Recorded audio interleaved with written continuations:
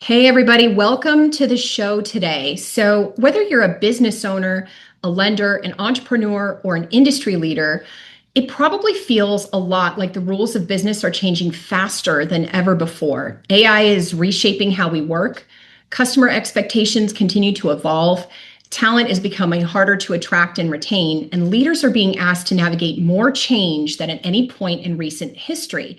The question isn't whether change is coming, it's how we're going to adapt, stay relevant, and continue to grow in the midst of it all.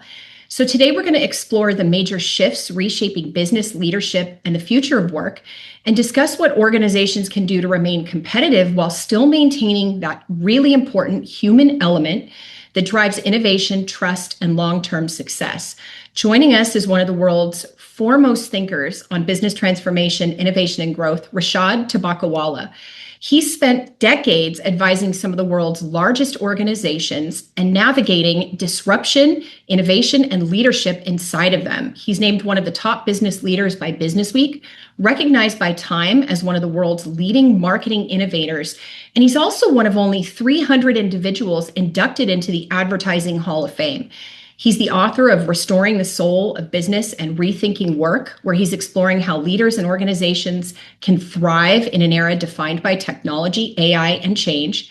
He's the host of the What Next, the Rethinking Work Show, and Unbossing podcasts, and publishes a thought letter called The Future Does Not Fit into the Containers of the Past, which is being read currently by over 30,000 leaders every week. Rishad, welcome to the show. We are so excited to have you here with us today. Krista, thank you, and thank you for inviting me. I'm excited that you're speaking with me. I have been so looking forward to this conversation. You have done so many impressive things, and we could pull from so many different topics inside your background.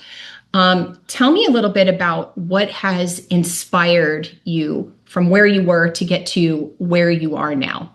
Sure.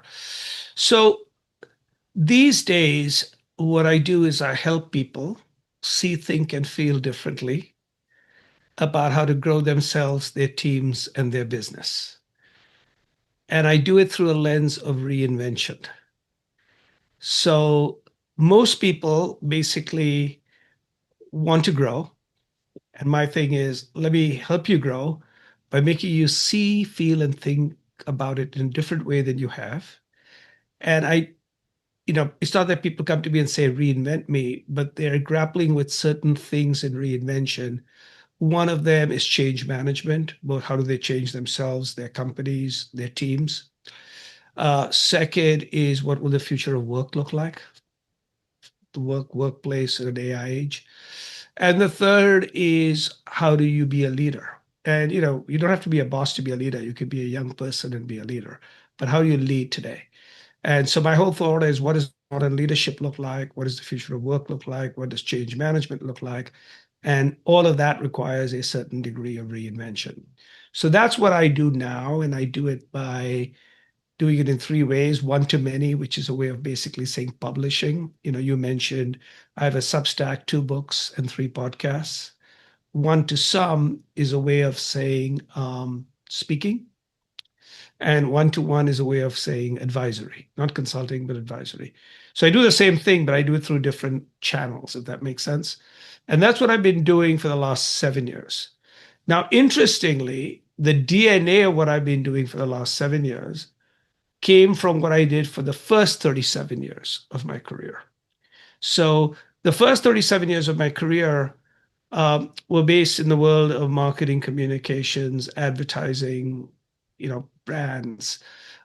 And over 37 years, I ended up being the chief strategist and growth officer of what today is the probably the most successful marketing services company. It's called the Publicis Group. And it's the fastest growing, most valuable most days, almost close to the most valuable. It was the most valuable, but then two of our competitors merged, so they became a little bit more valuable because they merged. But it's 106,000 people, and I was one of the 5 senior people in that company for a long, long time. But there I helped that company with obviously my colleagues and teams figure out how to think about the future, who our future competitors would be, what would it look like. And in all of that, I obviously grappled with change management.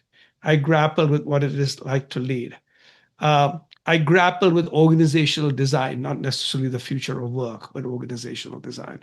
So all I did was I took some parts of my DNA, refined it, but focused it now on things I can do. So what I do not do a lot of, I just do a little bit more for old time's sake because people can sometimes call me, is I don't do much about marketing and branding and strategy and media.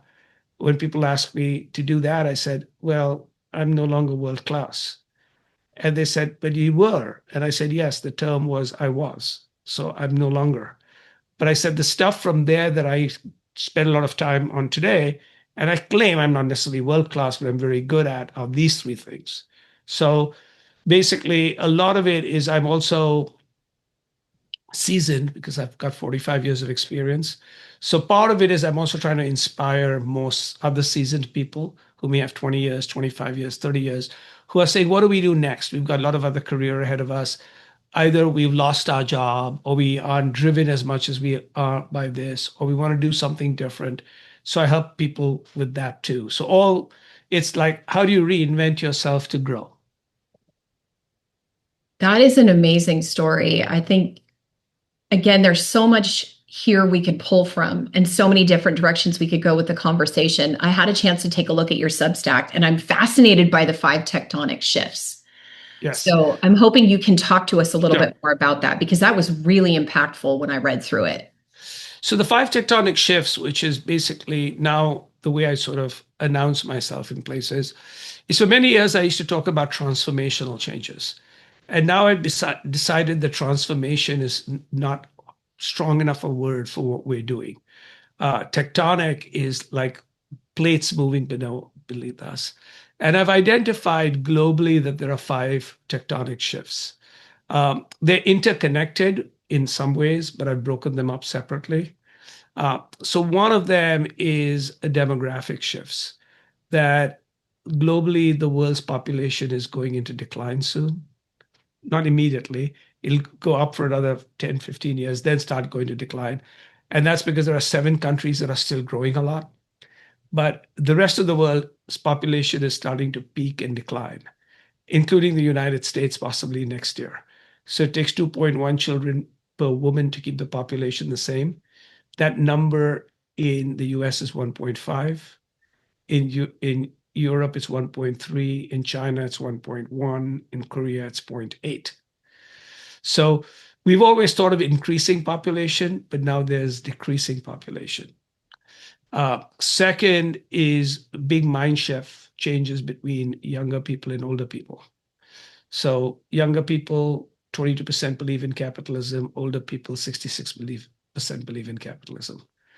Younger people, 87% want to work for themselves. Older people, not so much. Older people, they tend to like basically their job. They don't have many side hustle, side gigs.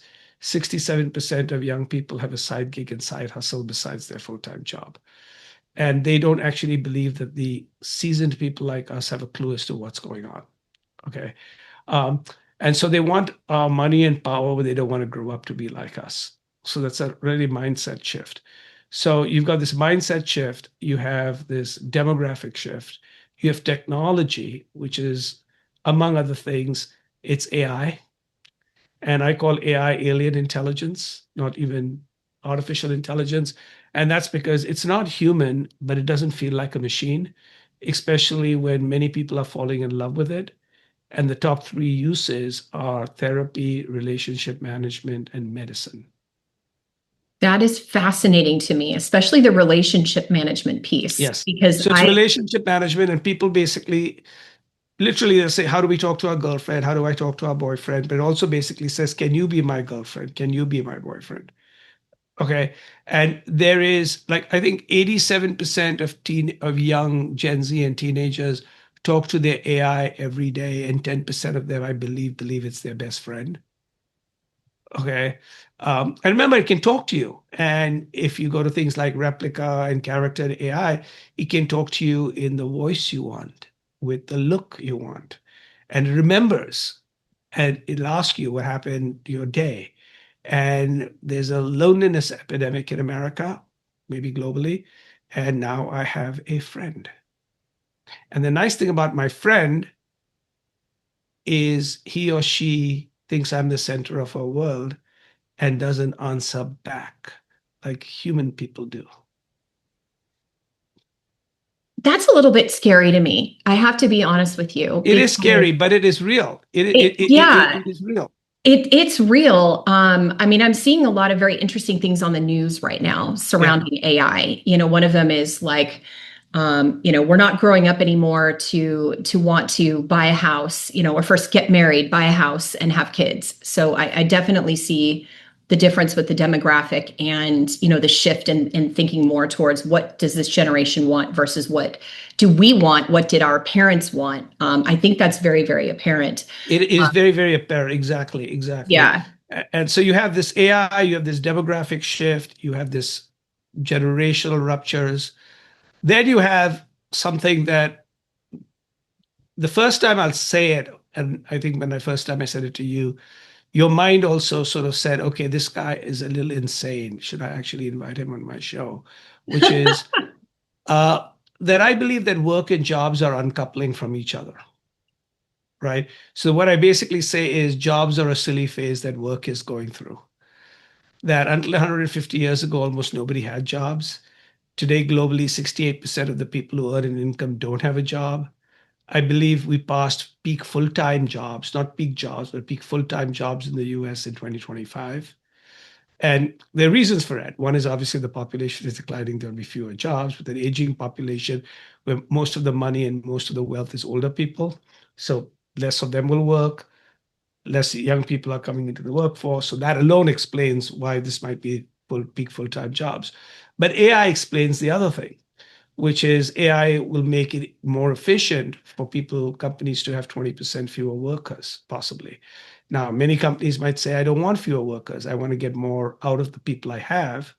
And like a Walmart or a Amazon, they'll say we will grow by 30% without adding anybody, right? We won't lay off anybody. Amazon laid off people, Walmart, not that much. We'll just grow, but we won't add anybody. So that's another reason for peak full-time jobs. But also a lot of young people want to have a job that gives them healthcare, a bit of community, but they want a side hustle and side gig to have time on. So many companies will start offering people 3 days and 4 days of work, not 3 days in the office, 4 days in the office, 3 days of work. You'll have 2 days on your own. We'll pay you 60% of the time.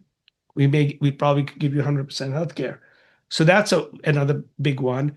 And then the last one is this thing what I call duality, which is everything you believe and its exact opposite is true. So I can build a case as to why globalization is fracturing as more and more people are trying to be self-contained, China, US. On the other hand, have you looked at your gas prices recently? That's tell me globalization doesn't exist, right? 20% of all the oil flows through the Strait of Hormuz, 30% of all the fat fertilizer, 40% of all the PNC. So Iran suddenly decides, guess what? We're going to stop it. And prices go up $5, $6 gas, blue states. And you begin to say, who said globalization doesn't exist? Right? And at the same stage, you're seeing people basically close borders, bring things in, anti-immigration, and you say, maybe we are moving to deglobalization. I could build a case scale exists. Tomorrow there'll be God knows what, $1 trillion+ valuation on SpaceX. And after that, it'll be Anthropic. It was such a big deal to have $1 trillion company when Apple made it $1 trillion. Now we have three companies that are going to go forth at $1 trillion valuations the next 3-4 weeks. And Google and a lot of these companies raised $800 billion for capex, huge numbers. So of course scale matters. On the other hand, AI allows small companies to operate like big companies, and the fastest growing companies are small companies, and the launch of small businesses are growing amazingly. So does scale not matter? And I think those five things, the duality, the demographic shifts, AI, work uncoupling from jobs, right? are some of the very big tectonic shifts. And we try to explain it on it's polarization on Facebook. No, it's these five big things, which shows up in the polarization on Facebook, right? That's the symptom. That's not the cause. So, how do business owners, how should they be thinking about leading today? So there are three big things that I believe business owners should be thinking about leading today. First is they should basically start spending an hour every day upgrading their mental operating system. So what I basically say is, look, you're a business owner, you're a business leader. You're good, so don't think you're not good. But you're not as good as you can be, or you're not as good as you used to be, because your phone, for instance, has upgraded its operating system 17 times in the last 17 years. How many times have you? What have you learned and what have you unlearned recently? So, Right? disrupting yourself, Disrupting disrupting your yourself, own patterns. disrupt your own patterns. So by learning new things, that's one. Second is building a case once in a while for the exact opposite of what you believe. So try to attack your own company, right? Try to defeat yourself. See if you can defeat yourself. If you can defeat yourself, then go fix it. If you can't defeat yourself, maybe you're not trying hard enough. Okay. But that's sort of a second thing. And the third one is to think very optimistically about the future, because recognize that I believe that technology will enable the future. One of the things I've been writing about is these heads of like Anthropic and OpenAI are scaring the bejesus out of people because they want government regulation so they can freeze their market leadership points, right? I remind people in a different world, when government came and started regulating tobacco, who do you think it was great for? Marlboro. Marlboro then locked in its 25% market share because nobody could attack Marlboro now because you weren't allowed to advertise. You were not allowed to do anything, right? So if you bring in regulation, then the market leaders get frozen. And Anthropic and all don't want the next generation of competitors. So they're scaring the bejesus out of people saying, regulate us, right? And it's things like that. If you think that way, and what I tell people is just because you're a billionaire doesn't mean you're smart. It just means you made $1 billion. A couple of really good 8 and 9 figure decisions. Yeah, So, and you made a couple of, and so, and by the way, if you're good at one thing, like look at Elon Musk, who's clearly brilliant as a scientist. He's amazingly brilliant at moving physical objects around. What he's done is amazing, right? On the other hand, let's be very clear, he's basically a racist. So the whole idea, you just see what he's tweeting right now, okay? And so my basic belief is I don't want him to run the world. Let him just go fire. In fact, he wants to go to Mars. Let him go to Mars, right? That the whole idea is just because you're great at this doesn't mean you're great at that. And that's what these billionaires have forgotten. Why don't you just stick to what made you? Don't go and put your little finger into other things that you have no clue about.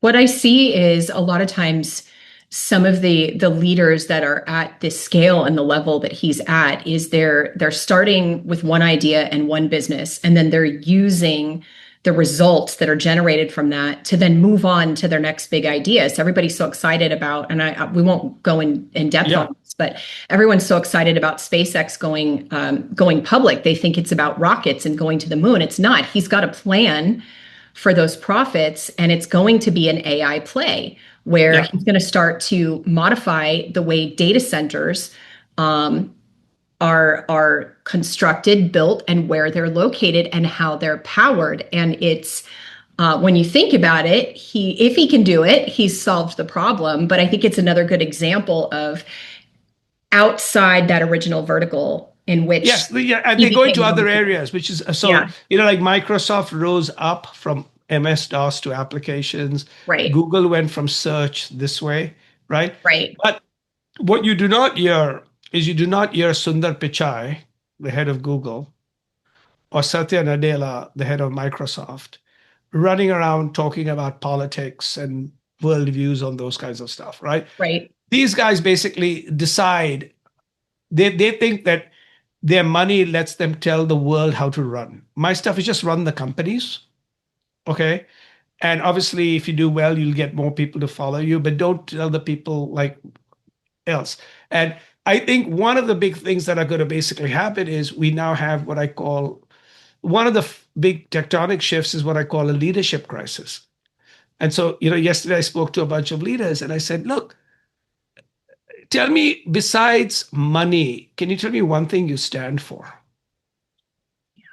Okay. And I said, there's an entire generation of people who basically say, if the only thing you stand for is money, only a subsection of people will do exactly that. And I said, like, even what they're doing is they're so lusting after the money that they're going to actually destroy themselves by basically doing, prediction markets, day trading on one-day options and things like that. I said, that's not the way you make any wealth. You're not even telling them how you actually made wealth.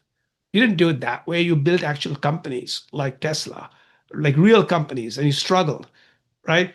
And so these things are things that I think that eventually, in a very interesting AI age, what I found as I go around the world, I understand technology, but I come back to humanity because I basically believe that the world exists for people and it does not exist for machines.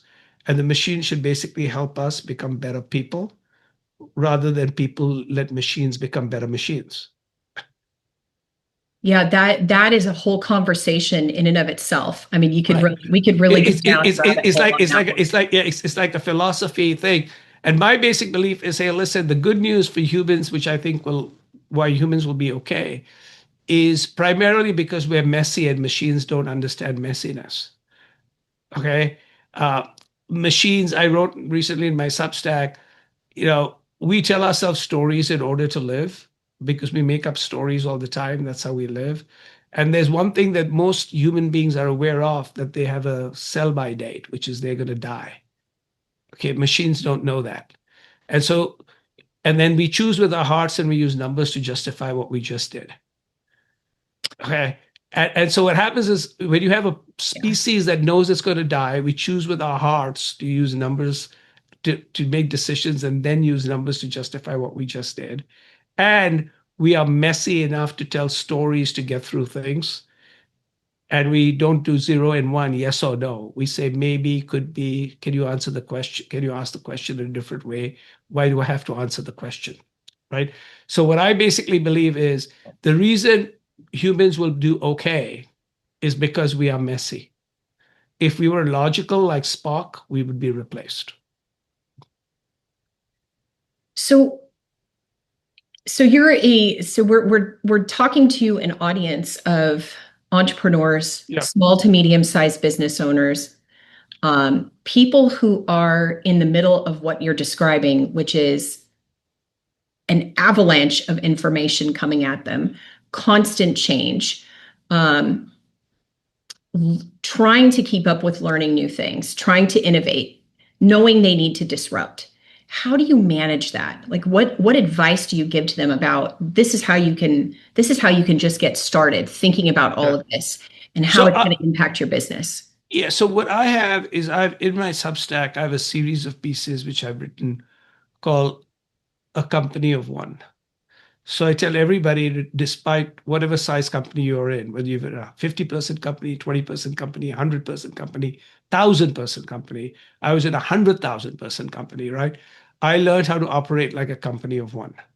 So my advice is learn how to operate like a company of one. As an entrepreneur, you at one day started as a company of one. But a company of one is not I, me, mine. Nobody wants a company about I, me, mine. Nobody cares about that.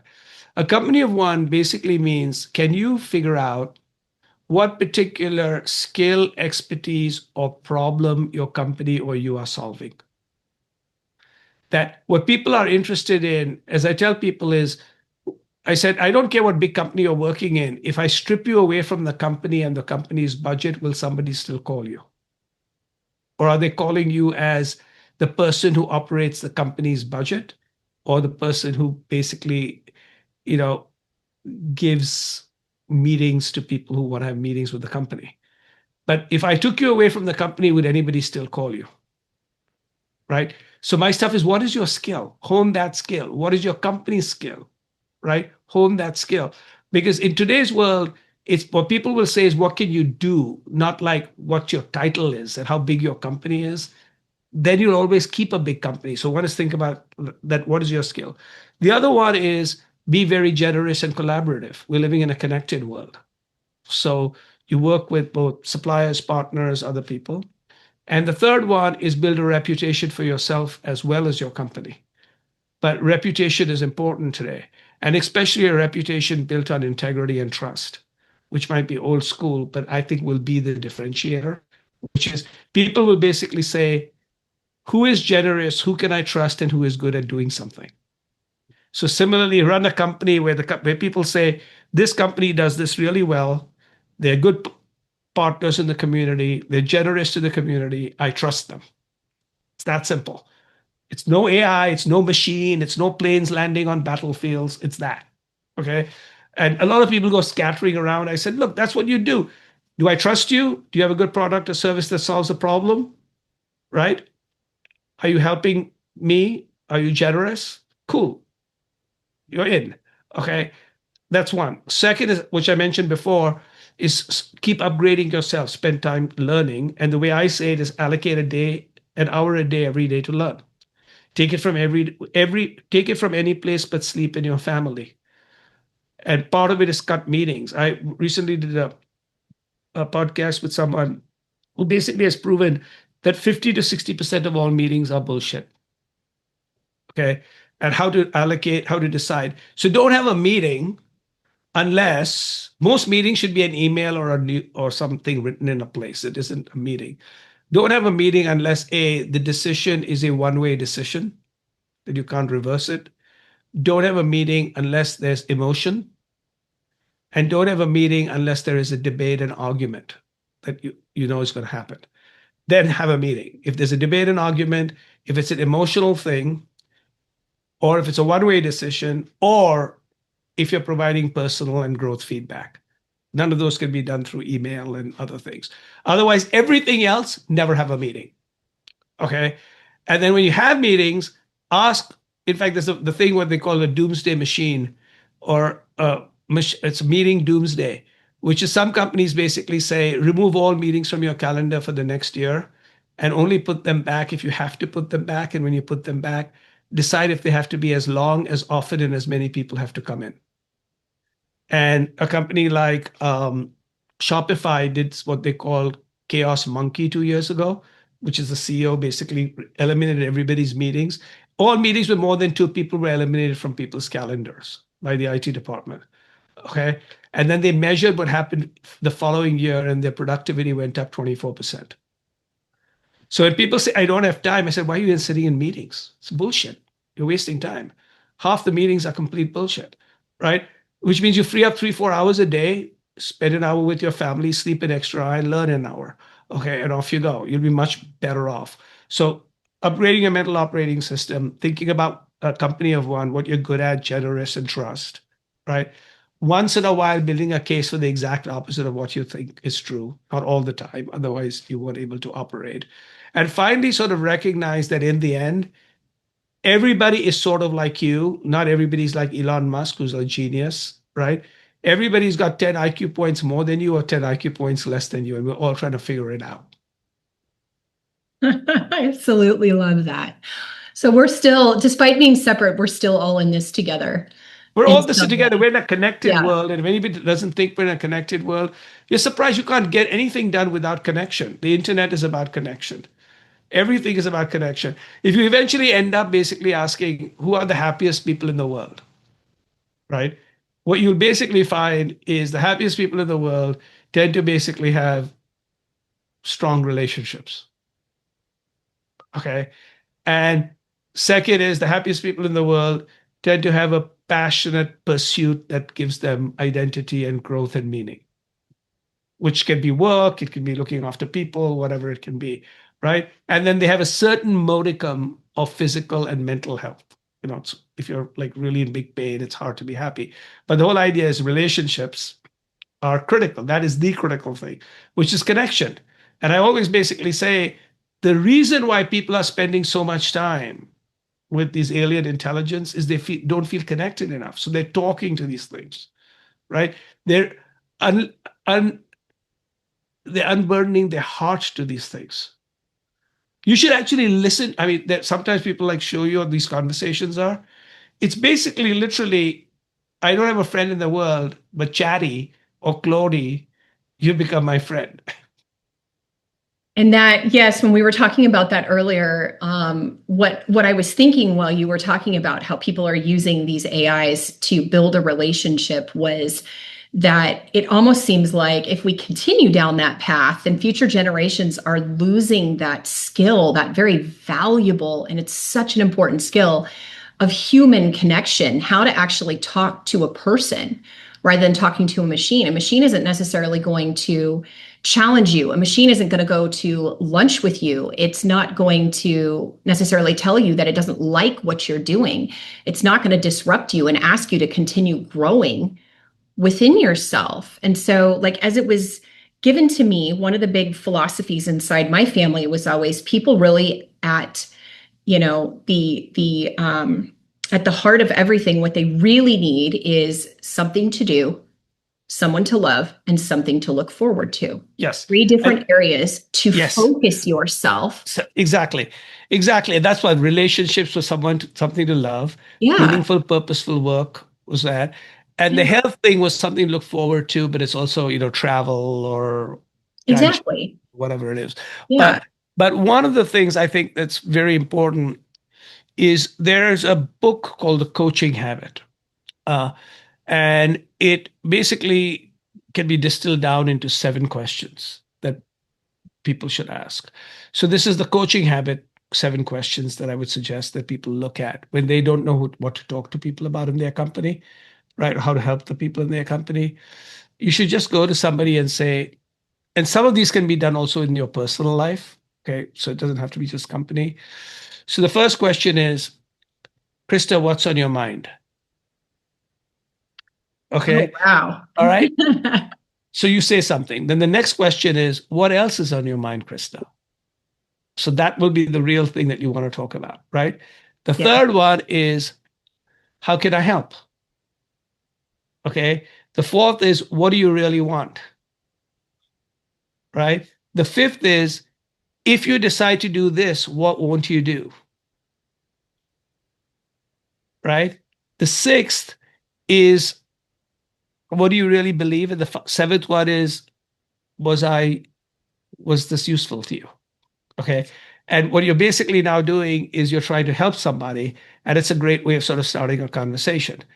Now, that is the coaching habit, which I think is really good. I have written in my Substack something a little bit different, but coaching habit things are good, which is when you're talking to people who aren't work people, right? Or just you're meeting people, you have 3 questions. Try them. I ask people to try them. Okay. So the first question is, uh, can you think of the one or two people or the one or two incidents in your life that made you who you are and why? that's Okay. powerful. Right. And and and then say, by the way, I'm asking you the question, but then once you answer, you can ask me the same question too. So I'm not trying to like put you into like a particular sort of place, right? Then the next question, basically, once you have that starts up a really interesting sort of conversation. Okay. The next question basically is, um, if you could do anything in the world, what would that be? Right? If that if you could do anything in the world, what would be that be and why? And you learn more about people with those 2 questions than asking them what job they do, where they live, what zip code they have, what sports teams they play, right? Those are what I call cocktail puffery in a bar conversation to pass time. So you aren't looking at somebody's face. But it's not connection questions under any circumstances. Let's talk about the Knicks. Great. There's a little certain bonding thing about it. But imagine, like, what made you who you were? Who were the people who made you who you are? Who were the people you helped most? What would you do if you weren't doing this? Right. And so my basic belief is try that even with your teams. Yeah, I was going to say as you're talking even about the 7 questions, um, that's a great framework to bring into the business space to use to help your teams, especially if you're a leader. In my mind, there's a difference between being a boss and a leader. Yes. And I think a It's a good, very big difference, yeah, which is why one of my podcasts is called Unbossing, right?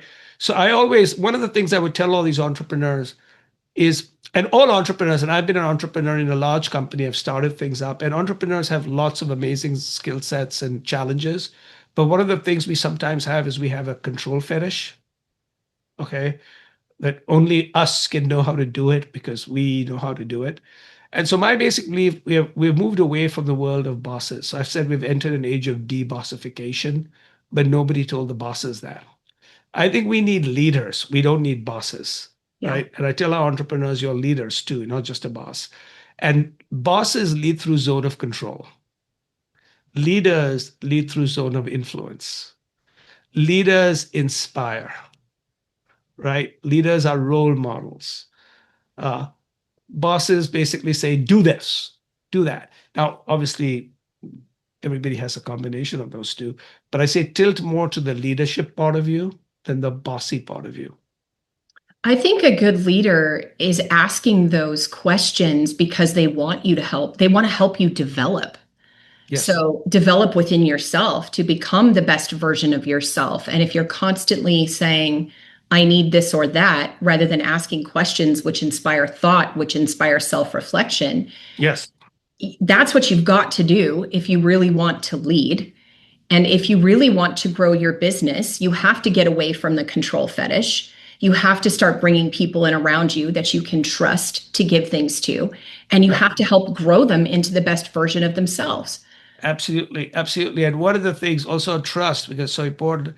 So I once did in one of my other podcasts, I did a conversation which was so successful that now anybody who joins my old place of work is asked to listen to it. So I interviewed after my boss had left and I had left my company.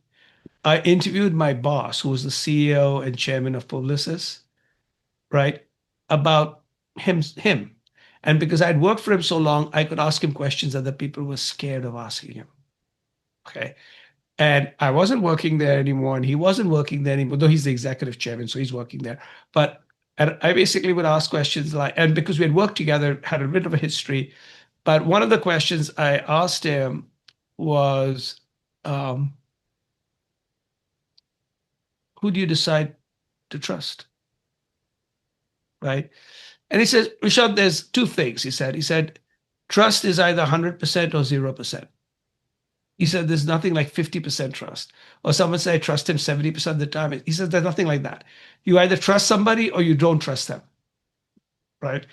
And he says, what I do is I start very clearly by saying, I trust people 100% of the time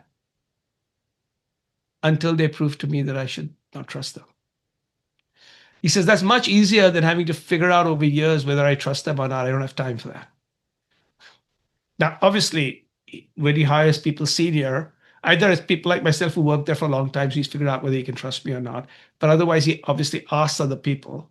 But then he starts by saying, I trust you, and then moving from there.